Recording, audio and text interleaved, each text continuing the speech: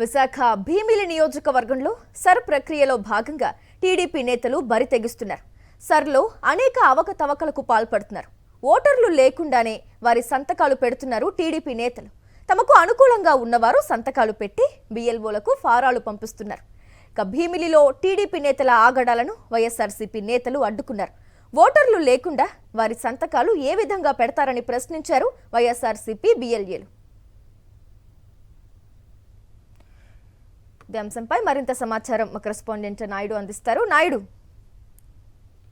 Telugu Desam party నాయకులు sir ప్రక్రియ ముసుగులో అనేక అవకతవకలకు పాల్పడుతున్నారు. ఓటర్లు లేకుండానే వాళ్ళు డీటెయిల్స్ ను ఫామ్ లో నింపి వాళ్ళ సంతకాలు కూడా వీళ్ళే పెట్టేసి బిఎల్ఓలకు ఆ ఫామ్స్ ను అందజేస్తున్నారు. తమకు అనుకూలంగా ఉన్నవారు తమకు ఎవరైతే ఓట్లు వేస్తారో తెలుగుదేశం పార్టీకి సంబంధించిన సానుభూతి పరులు కానీ లేదంటే కూటమికి అనుకూలంగా ఉన్న ఓటర్లకు సంబంధించిన ఓటర్లు అక్కడ లేకపోయినప్పటికీ కూడా వాళ్ళు ఫామ్స్ వీళ్ళే నింపేసి వాళ్ళ పేరు మీద వీళ్ళే సంతకాలు పెట్టి అధికారులకు సమర్పిస్తున్నారు.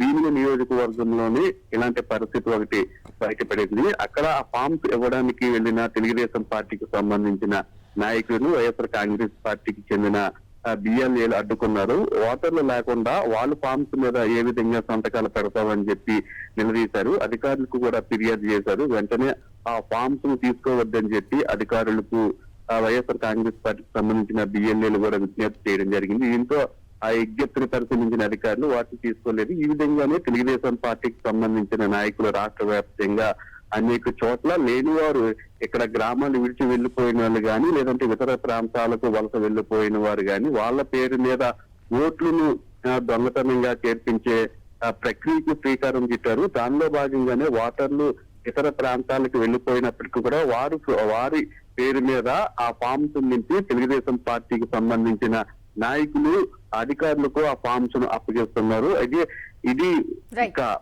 ఒక చోట బయటపడింది కాబట్టి ఇటువంటి సంఘటనలు రాష్ట్ర వ్యాప్తంగా అనేక నియోజకవర్గాల్లో జరుగుతున్నాయనే విమర్శలు కూడా వ్యక్తమవుతుంది. క్రేసి థ్యాంక్ యూ నాయుడు.